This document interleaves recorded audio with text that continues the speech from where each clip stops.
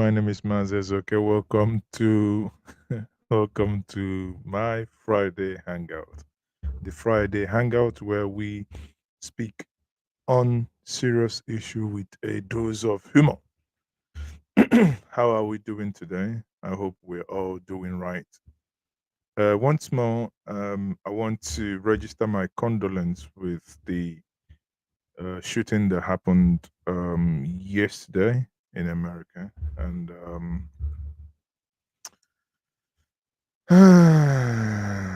it's unbelievable, the things that happen in this world today. Charlie Kirk, who got shot in the neck and in front of his kids.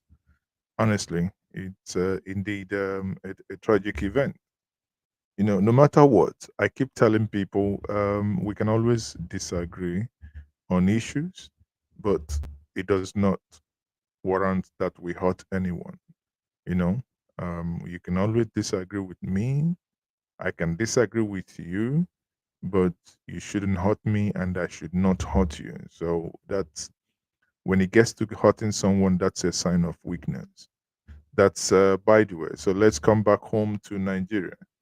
Now, as the topic of my conversation this evening goes, there is there was a visit by His Excellency Mr. Pitobi to the former president of the republic, that is Goodluck Ebere Jonathan. And in this visit by Obi to Goodluck Ebere Jonathan, tongues are wagging. People are now questioning why did Obi meet Goodluck Ebere Jonathan. I mean, for so many reasons. Part of the conversation is also the 2027 presidential race. As you know, some people are some people are wondering what could that be, because there is rumor that Goodluck Ebere Jonathan is also running for that election. Be that as it may, or rather that Goodluck Jonathan will run for that election. Now let's hear from the horse's mouth here. There was a very small and punchy tweet that was made by His Excellency Mr. Pitobi after that. I found that quite interesting. Here on the screen is that tweet that was made. It was very short and punchy, and you can see two great gentlemen. Oh dear. Okay. So that was that, the picture posted by Peter B himself, and the tweet read, "Today in Abuja, I met with my very dear elder brother, our statesman and leader, former President Goodluck Ebere Jonathan. We had a fruitful closed-door meeting and discussed the state of our dear nation." Typical, you know, because I know one or two things, whenever such statements are made, this is a very well loaded statement. I can guarantee you that. Uh, you know, I would want a situation whereby, I mean, obviously, to be honest, Jonathan is free to contest, right? In 2027. I mean, no one can say he wouldn't contest. But I must also now, on my own independent mind, Mazes, okay, I'm saying this out there because I'm like an ant. I have my ears to the ground. The things I have seen, if Jonathan contests 2027, be rest assured, brother Goodluck Jonathan, or elder Goodluck Jonathan, as Pitobi called you are not going to get 40% from the South South. You can take that to the bank. And you're not even going to get 10%. 5%, you'll be lucky you get 5% from the Southeast, because the Southeasterners have voted for you twice, and for 8 years, they suffered in the hands of Muhammadu Buhari. Even currently, still the APC still regards that as a people that didn't want them. And for long, the region had suffered because they stood behind you when they considered that it mattered most.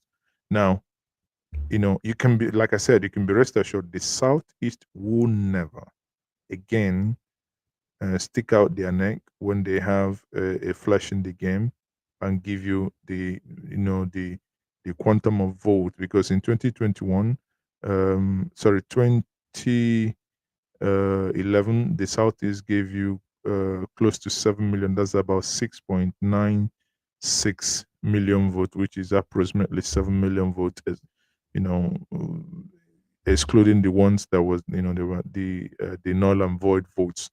So put that into consideration.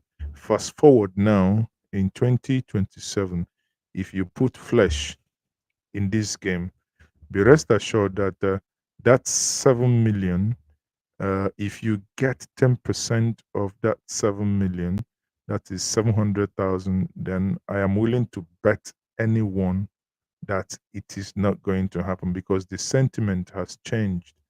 The people no longer feel the way they felt in 2010 and in 2010, 2011, and 2014, 2015. So a lot has changed. Now, I am not alone on this. Let me quickly get the Arise crew also to just let's also listen to them on what they have to say on this. TGIF. Yeah. How did I forget it? TGIF. Good morning, Dr. Abati. Our legendary Dr. Abati. How are you this morning? Morning. Yeah. Oh, I'm bed this weekend. I know. You know that's my baby. That's where it starts. Good morning, Ruby on fire. How are you this morning? I can tell you his itinerary. I can. Remember I told you I have been watching. Yes. Yeah, enjoying, really. All right. Well, all right. Good morning to you, viewers. Let's begin what's trending by taking reactions to the closed-door meeting between former President Goodluck Jonathan and Peter Obi, the 2023 Labour Party presidential candidate in Abuja. The meeting has fueled speculations about potential political alignments ahead of the 2027 general elections. Peter Obi, in a post on X, described their meeting as fruitful and called Jonathan an elder brother and statesman, while the specific details of the talks were not revealed by either party. Analysts suggest it could be a preliminary step towards forming a broad coalition for the upcoming elections.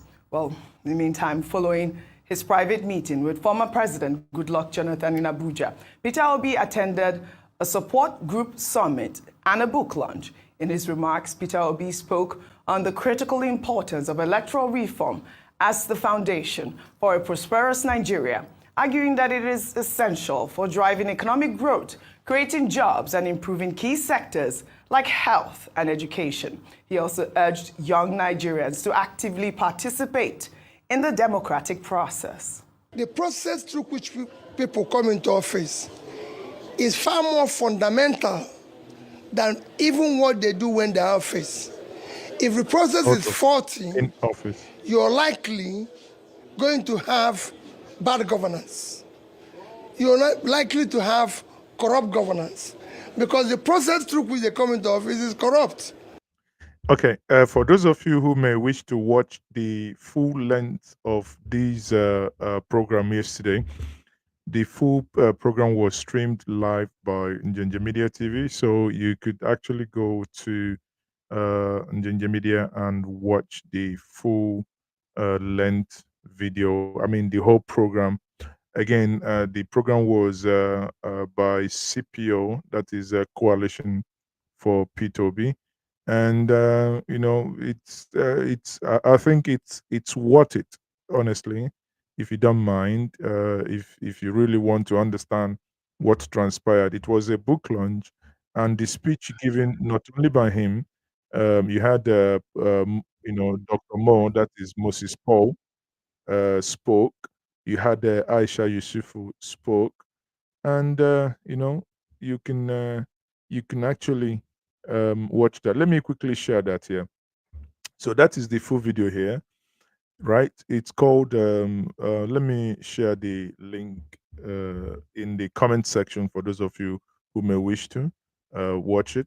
So you can see that here the video was titled "Peter Obi Electoral Reforms: Panacea for for Nigeria political and economic development, powered by CPO. CPO means Coalition for Peter Obi." And some of you who have asked question, CPO predates the obedient movement.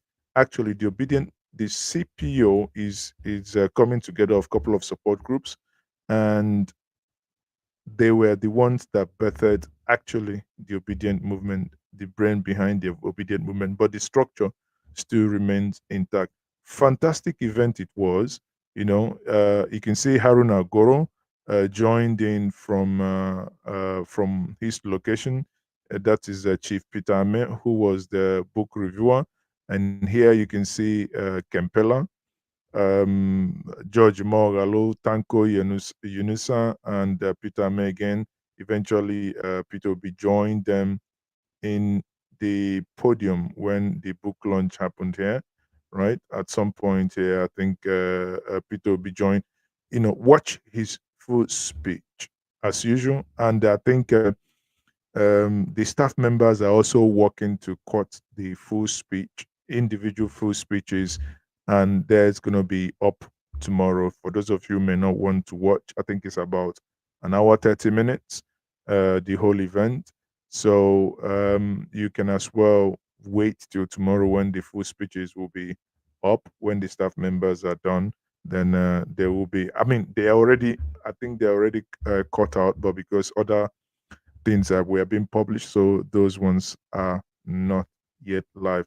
So those of you, if you wish, like I said, it's either you go and you watch it, and in the comment section that will be posted shortly, right?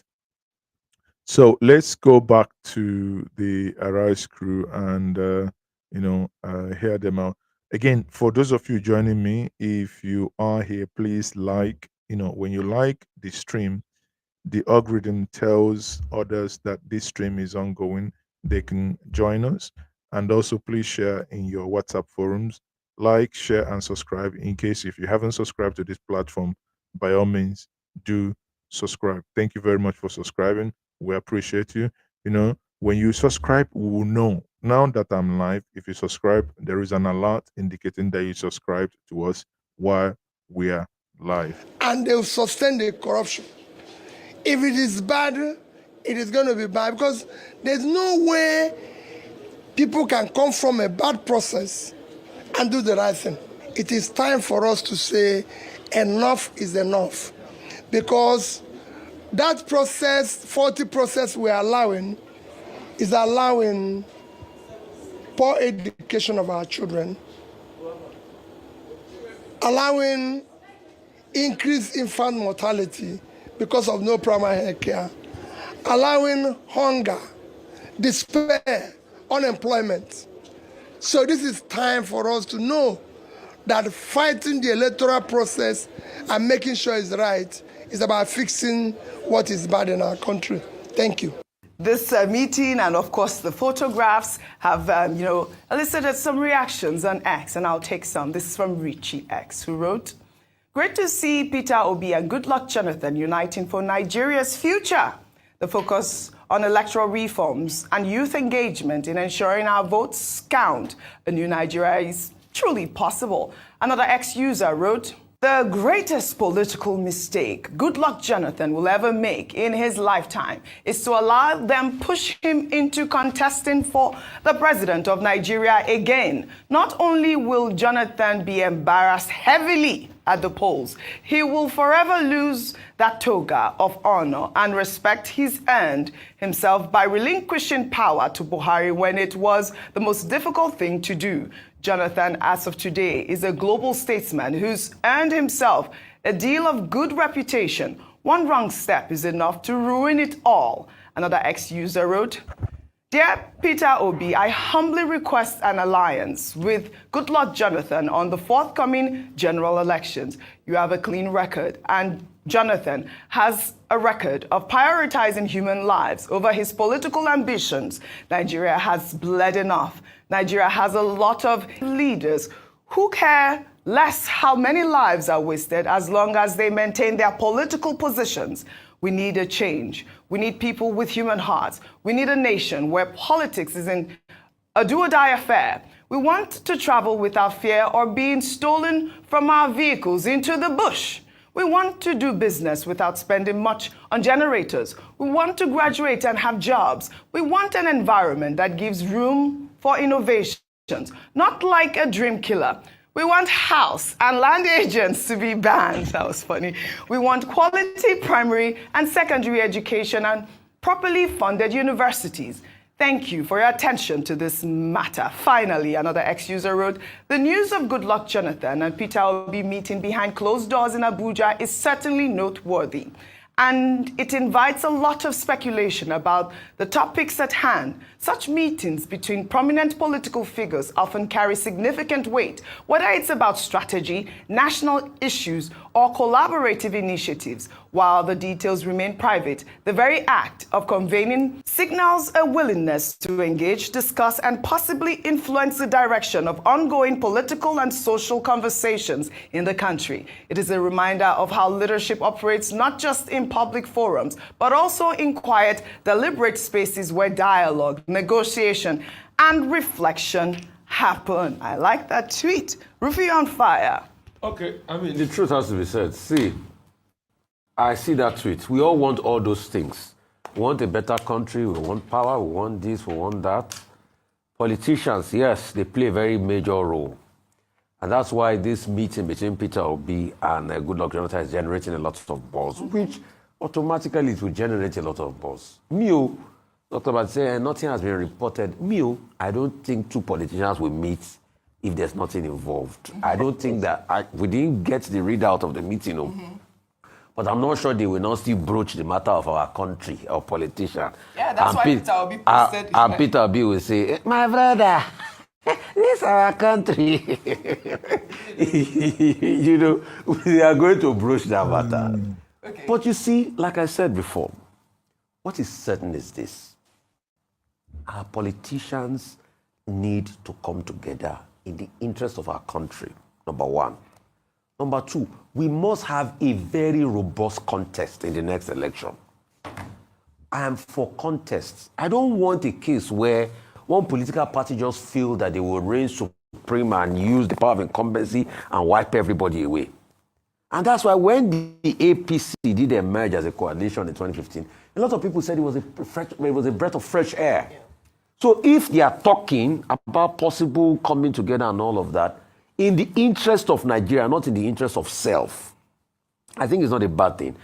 And as regards, okay, just quickly as I wrap up, and as regards Jonathan running again, some people have said to be able to keep his integrity, maybe if they said that to Mahama will not be president today. He has a right to run. Why you say maybe somebody has been running since 1993. Yes. Somebody has been running. I know that person. Off the mic. All right. Off the mic. All right then. And the person will still run again. Well, the race is ahead of us at this moment, right? I mean, it was good to see that picture, great optics, because the conversation has been loud, whether or not Goodluck Jonathan is going to be out there. And, we'll follow up on the conversation as always. Well, shall we take another story now? Investigative journalist David Hudain, in a post on X, speculated about a future political collapse in Nigeria, citing a 2010 report. Again, we don't want to get into that one.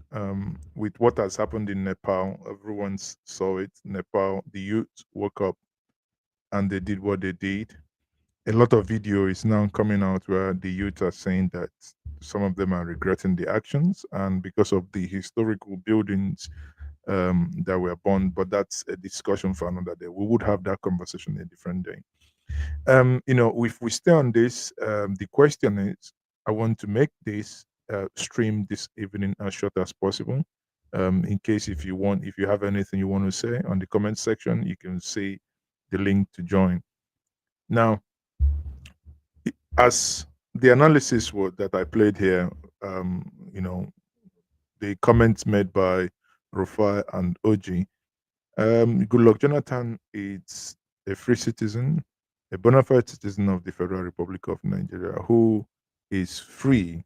And Rufai brought the example of John Mahama of Ghana, who won. Obviously, he was yanked off at some point. Eventually, two electoral cycle later, he came back and he still won. So it's his choice, but it's also our choice not to vote him with our PVC, because this time around there could be a better, shinier object uh, on the block. So the choice to run is his, and the choice not to vote for him, if he does, is also that of Nigerians. Now, while I say that I'm going to make this a very, very short Friday hangout, quickly let's move into River State. As you all know, in River State, the governor Simre Fubara, who was suspended for almost, it's getting up to 6 weeks now, right? That he's been in suspension. That I am personally, kind of not entirely happy with the PDP, because I thought the PDP could have and should have done more for him. Yeah, taking it upon themselves to do more. But again, there is now a, a conversation where it appears to becoming official that Sim Fubara is going into the APC. The question is, he's going into the APC, whereas his boss, the one who caused all the commotion, all the trouble, the weaker, the owner and the landlord of Abuja, is going to remain in PDP. That means somebody who has just basically spread his leg, one leg in APC, one leg in in uh, in uh, in PDP. Now, what just moments ago, Sheun Okimbaloye had this conversation with Cole, and Tony Cole was a gubernatorial candidate of in River State in the last election, who is also of the APC, and he had the following to say: "For me, what he said here is, in my view, virtually something that's already been agreed upon." On the program. Our concluding moment with Mr. Tonya Cole, 2023 governorship candidate of the APC. So, in essence, you are welcoming Sim Fubara to the APC, because we understand that some of your members of the party, and in fact, we understand that it's part of the package in all of the politicking that it should go into the APC. A lot of dynamics will play out in that sense. And don't forget, the ADC is on the other hand, which Rotimi Amechi is leading in Rivers State. But wouldn't that, for a moment, change a lot of things as far as the APC is concerned in Rivers State? No, it would not. And the reason being that the only person who is left to make a declaration as to where he stands in terms of all of this is the minister Nyesom Wike. And where I would implore him to act, very, very, very simple and honorably, is to come and join the APC. Leave the PDP. Come and join the APC, so that we all know now that we are standing in one block. No division, no confusion, nothing. Everybody is one block. This is where we are. So that we begin to play the dynamics of party politics in the state. Allow PDP to be. Allow ADC to be. Allow Labour to be. Allow YPP to be. That's what democracy is about. Let parties form their strength. Let parties form their strength. Okay. Now, in this case, what he's invariably saying, while he was advising Week, he's also invariably saying that not only, because the question was definitely on Fubara. But he also went ahead to say Wike should come over where? Come over to the APC, right? So is Wike going to spread his leg, allow Fubara one leg in the APC while he keeps one leg in the PDP, or is Wike going to leave? Now, one thing you have to know is that Wike, at the way he has behaved so far, is the landlord of Abuja. Sorry, is the land is the landlord of the PDP.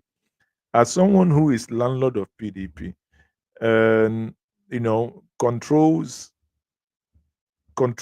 the narrative in the PDP. The question then that is always that is always going to happen is, would they, because they always want before they leave that you promise them they are going to be a party leader, they are going to control the narrative in this party, they are going to do this, they're going to do the other one.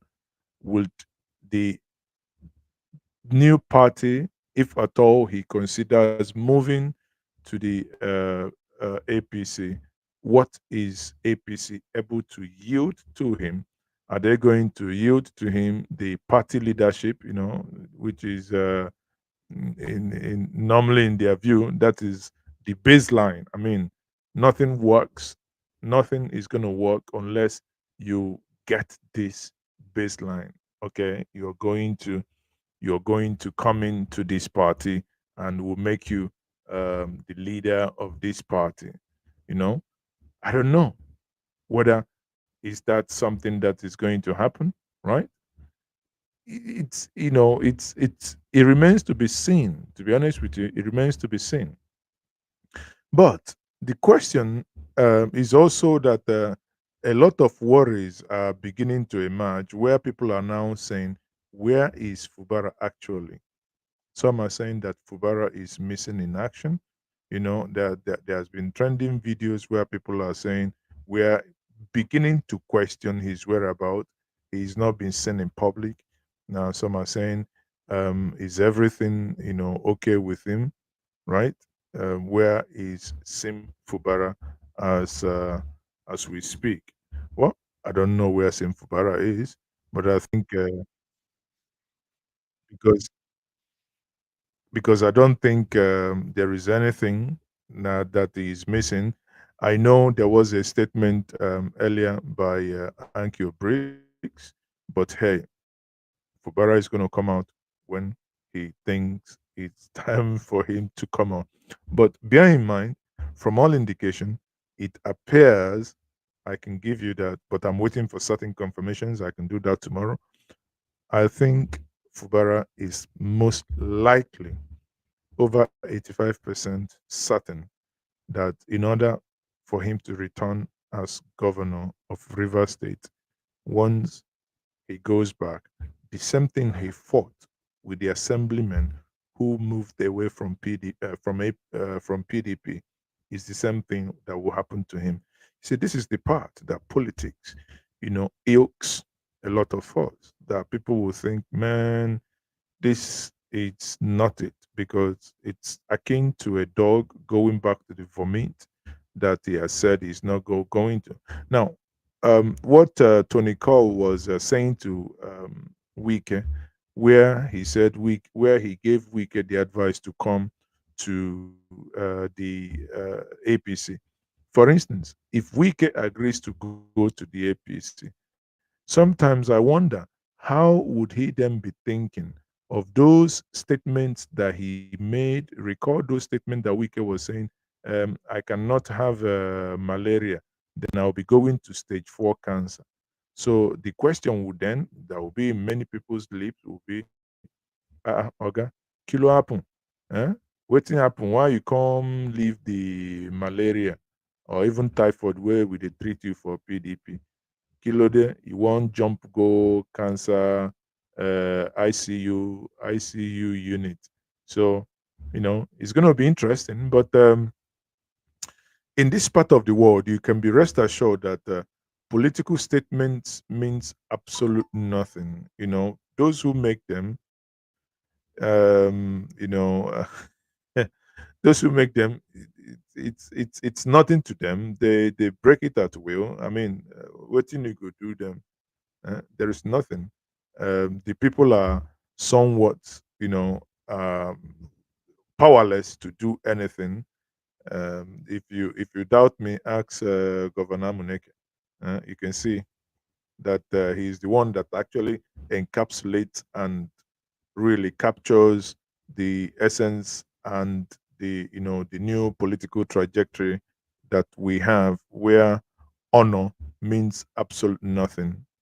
Anything that is not power, grab it, run with it, and because it has been argued that it's not given out la carte, and therefore you have to grab it, snatch it, then no one cares how many people died with it. But I conclude with the following: to the Nigerian political leading, through the Nigerian political leading elite, let what happened in Nepal be a lesson. Nepal was a case of where the government banned social media. Social media was the remote cause.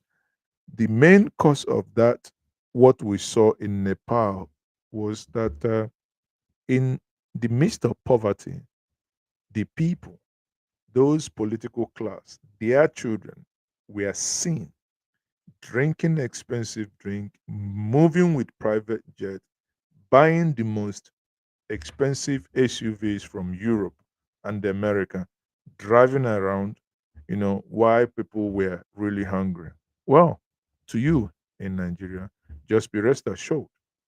Those of you who show obscene wealth, those of you who really whine other Nigerians, those of you who gaslight many of us by the stolen wealth that you have, and you're showcasing it to everyone, your children and whatever, the Nigerian youth, the Nigerian people are watching. I'm not saying what happened in Nepal will happen in Nigeria, but let that be a lesson to all of us.